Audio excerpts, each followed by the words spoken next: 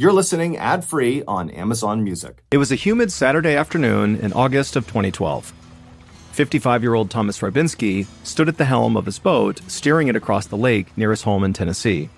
He'd spent all day on the water with his wife Colette and a few friends, and it had been the perfect day for boating. Hot and steamy, but with a light breeze sweeping across the lake. Thomas couldn't believe that he'd almost canceled on his wife and friends that morning. He'd woken up with a headache and an upset stomach, but Colette had made him some coffee, which had helped him feel better, and once he was up and moving, Thomas felt okay, still a bit shaky, but good enough to keep their boating date with their friends. Thomas was actually accustomed to having to push through discomfort. He had chronic back pain from an old accident that flared up every time he rode his motorcycle, went on a strenuous hike, or really did any sort of strenuous activity at all. But Thomas loved exercising and being outdoors, and so he wasn't about to stop doing those things just because of a little backache. And he also got cortisone injections every month, which helped manage the pain in his back. Thomas was feeling especially grateful to be boating as he looked out over the bow, navigating the boat around a corner toward a little cove. Once he was in the cove, he dropped the anchor, and Colette started unpacking the food they'd brought for dinner. A few hours later, Thomas was halfway through a lively story about his recent hiking trip to Colorado when he felt a tap on his arm. It was Colette, and he knew she was giving him the signal that it was about time to head back. Thomas looked up and realized the sun was starting to set. He'd been having such a nice time, he really hadn't noticed how late it was getting, and he knew they wanted to be tied up at the dock by nightfall. So Thomas helped his wife pack up quickly, then he pulled up the anchor line and steered the boat back to shore. About a week later, on the following Friday morning, Thomas sat at his desk at General Motors, looking over a blueprint. For years, Thomas had worked as an automotive designer, and right now, he was designing a new vehicle interior. He doodled ideas on a spare sheet of paper as he brainstormed. But today, he was just drawing a blank.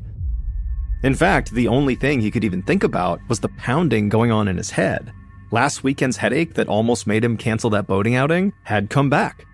And it actually had gotten worse and worse throughout this last week. Now the pain was sharp and persistent, like somebody was snapping a rubber band against his temples over and over again. Thomas put his elbows on his desk and cradled his face, trying to block out the stark overhead lighting in his office. Thomas hated the idea of leaving work early, but for the first time in years, he was debating whether or not he should go home sick. But ultimately, after rubbing his eyes and thinking about it for a second, he decided he would just try to tough it out. If he was going to have a headache, he figured he'd rather have it here, where at least he could attempt to kind of occupy his mind for a moment by working on a project that he loved.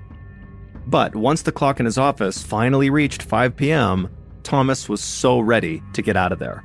He packed up and headed home for the weekend, glad to have the next 2 days to rest up and recharge. But that weekend, his headache didn't go away. And on Sunday morning, Thomas awoke to some of the worst pain he'd ever felt in his life. He turned over in bed and told Colette that it felt like the inside of his head was about to explode. Colette looked totally shocked, and Thomas knew why. He never complained about pain. So for him to say something like this meant it must be really serious. And so Thomas didn't even argue when Colette told him they had to go see a doctor. About an hour later, at the Vanderbilt University Medical Center, a doctor named Annie Wilkins walked into an exam room. Thomas was her first patient of the day. He was sitting on the exam table, clutching his head with his hands, while Colette rubbed his back. And so from the moment Dr. Wilkins saw Thomas, she could tell he was in immense pain. Dr. Wilkins asked Thomas to lift his head up for a moment so she could give him a routine examination. But as Dr. Wilkins moved her finger around in front of Thomas's face, she noticed that his eyes were struggling to follow it. In fact, it didn't seem like Thomas could focus on anything at all. That lack of focus, coupled with this extreme headache he was describing, made Dr. Wilkins suspect that Thomas had an infection in his brain, a condition called meningitis. She wondered if he had been exposed to something out of the ordinary that could cause meningitis, and so she asked him if he'd traveled anywhere new recently. Thomas nodded and said actually he'd just gotten back from a hiking trip in Colorado, and that was a red flag to Dr. Wilkins. Anytime a patient mentioned hiking, she knew that tick bites could be a factor. Ticks can be infected with bacteria and viruses and can spread diseases through their bites. Dr. Wilkins wondered if maybe Thomas had been bitten by a tick in Colorado and developed something called Rocky Mountain spotted fever, whose symptoms include meningitis. To find out, Dr. Wilkins told Thomas that he would need to undergo a spinal tap so the lab could study his spinal fluid for signs of disease. First, she wanted to know whether or not he had meningitis, and then also whether or not Rocky Mountain spotted fever caused the meningitis. Thomas grimaced at the thought of a needle going into his spine, but the doctor told him really it was no big deal and they would have answers soon. About 90 minutes later, Dr. Wilkins received the first results from the spinal tap. Thomas did indeed have meningitis. So Dr. Wilkins asked a nurse to start Thomas on antibiotics right away, which would help reduce the swelling around Thomas's brain and his spinal cord. But about an hour later, Dr. Wilkins got a surprise when the rest of Thomas's lab results came back. Thomas's spinal fluid showed that he did not have Rocky Mountain spotted fever. In fact, there was no trace of any bacteria or virus in his spinal fluid at all, which left Dr. Wilkins feeling totally perplexed. She had been fairly confident that Thomas would test positive for Rocky Mountain spotted fever, and if not that, then definitely some other virus or bacteria. After all, viruses and bacteria cause the vast majority of meningitis cases. Dr. Wilkins knew that other invaders can also cause the disease, such as parasites, but that usually only happened to people who traveled internationally. And in extremely rare cases, patients could get meningitis from a fungus that lives on unsterilized surgical equipment, but Thomas hadn't had any surgeries. So Dr. Wilkins was at a total loss as she walked back towards Thomas's room. She found him inside, lying awake in bed, with his wife Colette sitting nearby in a chair. Dr. Wilkins was relieved to see Thomas looking much more alert than when he'd come into the hospital a few hours ago. The antibiotics already seemed to be helping him. Colette stood to greet Dr. Wilkins and then quickly asked her if they knew what was wrong with her husband. But Dr. Wilkins had to be honest and said no, she didn't know yet. She was going to keep Thomas in the hospital for a few days. That way they could keep an eye on him as the antibiotics fought the infection. But she still did not know what had caused this infection in the first place. Over the next few days, Thomas steadily recovered, and on the 5th morning of his hospital stay, Dr. Wilkins was glad to see that Thomas was nearly back to his usual self. He wasn't in pain, and he no longer seemed groggy. Dr. Wilkins felt so confident about Thomas's condition that she actually discharged him from the hospital so he could finish recovering at home. 1 week later, on September 7th, an epidemiologist named Dr. April Petit returned to work at Vanderbilt University Medical Center after a week off. She began her day by looking over her patients' charts, and one caught her eye. Thomas Rybinski was back at the hospital and had just been transferred by Dr. Wilkins to Dr. Petit's care. Dr. Petit looked closer at his chart, and she saw that Thomas had been given a 2-week treatment of antibiotics to take at home, but after only a few days of that, he'd felt so sick that he had to come back to the hospital. Dr. Petit made her way to Thomas's room, and when she went inside, she saw Thomas laying in bed with a dazed look on his face. His wife Colette was sitting by his side, and she explained that Thomas had been acting confused all morning, and also, for the past few days, he'd been complaining of lower back pain. Dr. Petit nodded and then walked over to Thomas's bedside and gently asked him how he was feeling. And Thomas looked up at her, but he had this look on his face like he didn't understand the question. And then he just stayed silent. Dr. Petit frowned, knowing her job just got much more difficult because clearly Thomas was not going to be able to tell her exactly how he was feeling. All she'd have to go on was Thomas's medical records and anything Colette could tell her. Dr. Petit suspected that Thomas's meningitis must have flared up again. So she ordered an MRI of Thomas's spine and brain, as well as another spinal tap. She also started Thomas on a new cocktail of antibiotics, and she asked the lab to test his spinal cord fluid again to try to find the cause of this infection. Later that evening, Dr. Petit stopped by Thomas's room to check on him, and she was pleasantly surprised to see that he already seemed to be improving. But as she headed home that night, she couldn't help but still feel nervous for Thomas. After all, they thought he was getting better once before, and now he was back in the hospital, sicker than ever.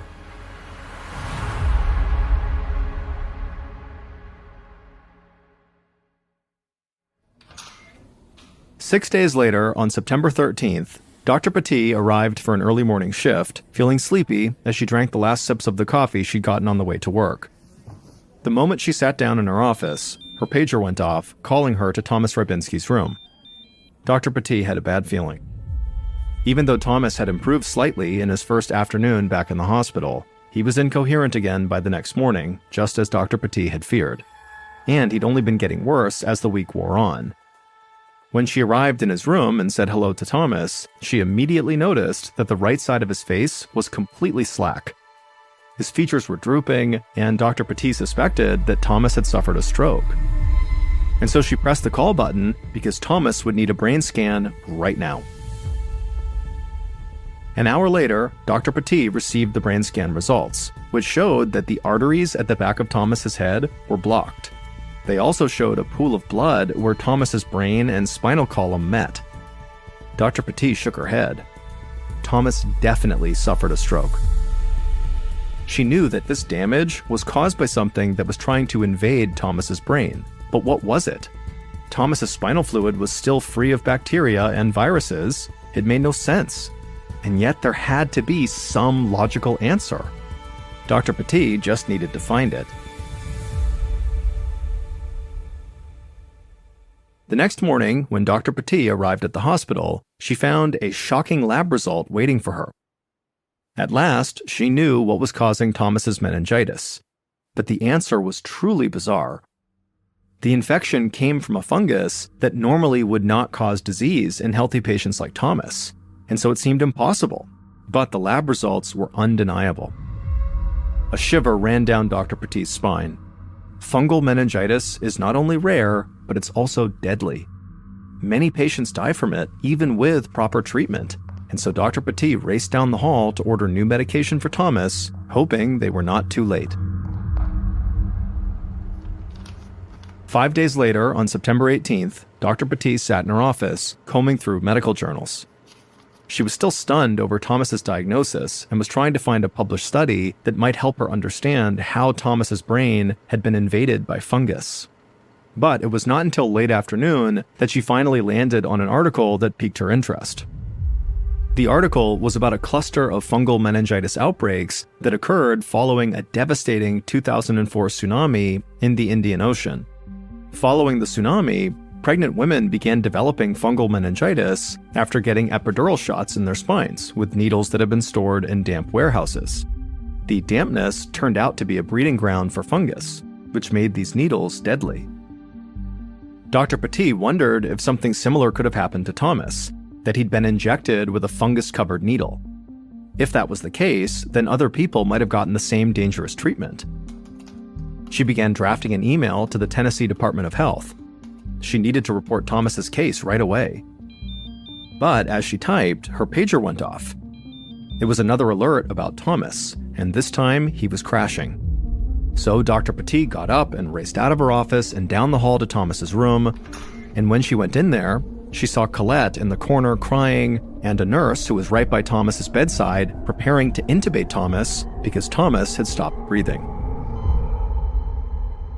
That same afternoon, so on September 18th, Dr. Marion Kaner was answering emails from her desk at the Tennessee Department of Health, where she specialized in tracking infectious diseases. Dr. Kaner yawned and lifted her rimless glasses to rub her eyes. She was normally peppy and focused, but always seemed to get a bit tired when it was time to sign off for the day. But then an email labeled urgent popped into her inbox. The email was about Thomas Rybinski's rare case of fungal meningitis and his doctor's suspicion that it could have been caused by dirty needles. Dr. Petit had managed to stabilize Thomas, but he was in critical condition, and Dr. Petit was worried that others might get sick too. Initially, Dr. Kaner thought that Dr. Petit's worry about some kind of a fungal meningitis outbreak seemed far-fetched. That is, until she read a very interesting detail in Dr. Petit's letter. About 2 weeks before Thomas got sick, he had gone to a nearby clinic for a steroid injection to help with his chronic back pain. So it was at least possible that that clinic injected him with a dirty needle. Dr. Kaner was familiar with the clinic in question. She knew they saw about 160 patients each week, which meant that if one patient had been infected by a dirty needle, there were likely to be more cases. Dr. Kaner decided to launch an immediate investigation.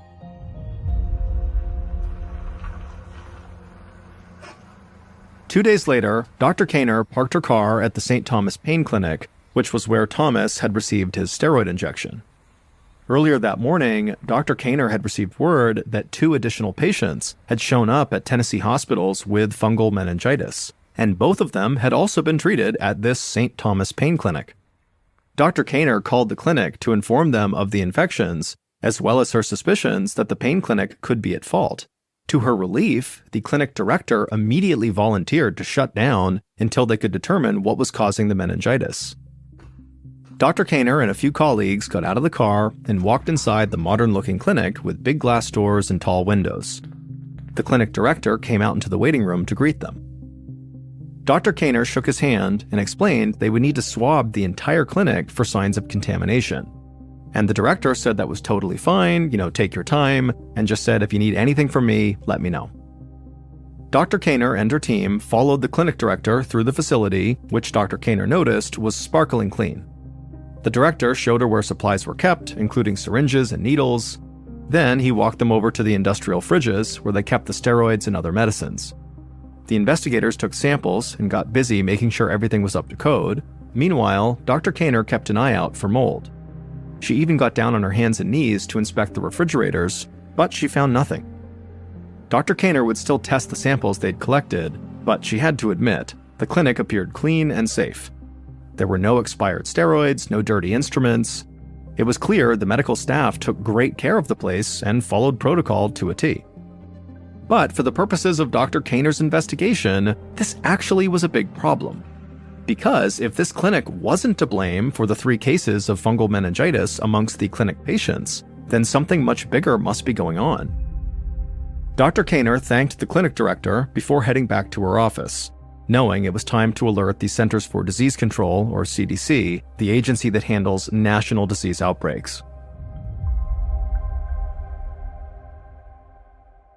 A few days later, Dr. Kaner sat in a conference call with researchers from the CDC who were calling from their headquarters in Atlanta, Georgia.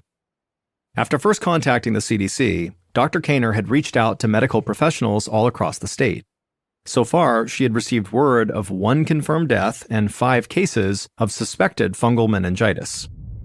All of the cases were linked somehow to the St. Thomas Pain Clinic, but investigators couldn't find any source of contamination there. CDC investigators raised the possibility that the clinic could have received supplies that were already contaminated when they arrived, so they had started to carefully track these suppliers for every single item used at that clinic. They were checking not just the needles, but also the syringes, anesthetics, surgical dye, even the trays used to hold the instruments. But despite several days of work, they still had not found the source of infection yet. As Dr. Kaner listened in on this conference call, one of the investigators in Atlanta reminded everybody on the call that many of the patients at the St. Thomas Pain Clinic had received steroid injections to relieve their discomfort. So, if the clinic's needles weren't dirty, then maybe the problem was actually the steroids themselves. Another CDC official then added that it would be easy enough to check because all of the clinic's steroids had all come from the same place, the New England Compounding Center, or NECC for short, which was located in Framingham, Massachusetts. The CDC investigators said they should let NECC know which steroid batches were being linked to the meningitis cases. That way the company could recall the batches immediately. And so Dr. Kaner suddenly felt hopeful. She left the conference call feeling certain that NECC would recall the drugs and this meningitis scare would soon be over. At 6 a.m. on October 2nd, so a couple of weeks after Dr. Kaner began her investigation, a U.S. Food and Drug Administration investigator named Stacy DeGarmo pulled into the NECC's parking lot. One of her colleagues sat in the passenger seat taking photographs. Thomas Rybinski, whose case started the investigation, had now passed away from his fungal meningitis. So now, at least 2 people in Tennessee had died after receiving this steroid injection compounded at the NECC, and there were 14 other cases identified across the nation. But it had the potential to get much, much worse because NECC shipped so many steroids all over the country. Dr. Kaner and the CDC investigators had learned that the NECC had distributed 17,675 vials of potentially contaminated steroids across 23 different states. The Food and Drug Administration, or FDA, had quickly gotten involved and almost immediately decided they needed to pay NECC a physical visit. Lead FDA investigator, DeGarmo, was certain she would find the answers they needed inside the sort of bland-looking brown brick building where the NECC was headquartered.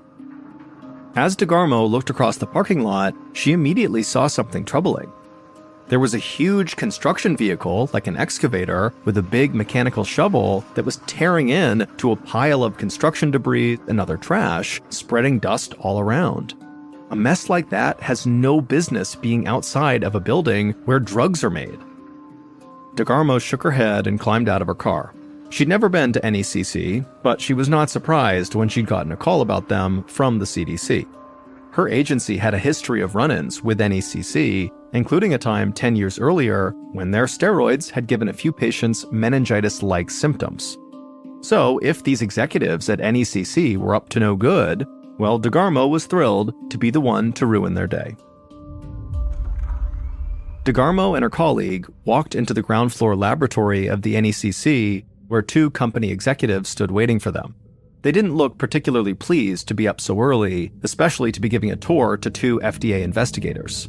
Still, DeGarmo followed after one executive, while her colleague went with the other. The executive that DeGarmo had followed led her through the laboratory, and DeGarmo noticed right away that the facility was absolutely filthy. As DeGarmo looked over documents, her colleague zipped on a gown, put a respirator on her face, and entered the facility's clean room, where most of the facility's lab work took place. DeGarmo remained outside because she was pregnant, but she watched through a window as her colleague moved methodically around the room, wiping surfaces with a sponge. When she finished with each sponge, she dropped it into a sterile bag so that the sponge and whatever was on it could be tested later. From the door, DeGarmo could see that one of the ovens used to sterilize the NECC drugs was obviously covered in this sort of brown muck. She watched with disgust as her colleague carefully swiped the oven and then dropped that dirty sponge into a bag. 12 hours later, DeGarmo and her colleague were exhausted, but they still were not done combing through the NECC lab. They needed several more days to finish their investigation as NECC lawyers raised one objection after another. Finally, on the third day of the FDA investigation into the NECC facility, NECC executives just straight up would not let DeGarmo back into the building. So the following week, on October 16th, Massachusetts health agents raided NECC, and they would make a staggering discovery. Not one, but 3 batches of steroids made at NECC were found to be contaminated, meaning that tens of thousands of infected vials had been sent out across the country, including to the St. Thomas Pain Clinic in Tennessee. Overall, NECC was a sanitary nightmare. Not only was the lab dirty, but the owners of the manufacturing center also owned a waste management business that was right next door. And investigators found that NECC's whole operation was pretty much illegal. They were mass-producing drugs that they had no legal right to make. And when investigators looked even more closely, they found the NECC had actually created thousands of imaginary patients just to make it seem like their operation was legitimate. All told, more than 100 people died from NECC's contaminated steroids, and almost 800 other people got sick in what was the worst pharmaceutical disaster in decades. NECC's supervising pharmacist, whose name was Glenn Chin, along with several other executives, were sent to jail over their role in creating the dangerous conditions in their facility. Prosecutors said they had all chosen profits over keeping patients safe.